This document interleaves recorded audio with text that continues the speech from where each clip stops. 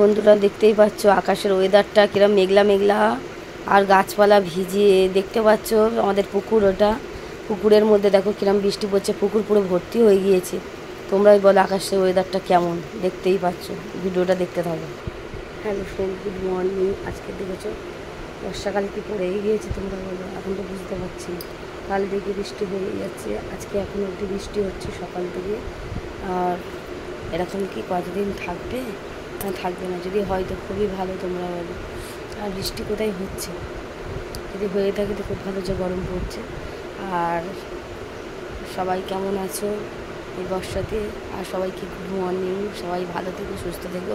কেন সব ঘরে ঘরে ঠান্ডা জ্বর হচ্ছে, প্রত্যেক ঘরে ঘরে। আমারও তো ঠান্ডা মতো লেগেছে, দেখতে পাচ্ছ মুখ চোখের অবস্থা, গলাও পুরো ধরে গিয়েছে, ঠান্ডাও লেগেছে আর শরীর খারাপ।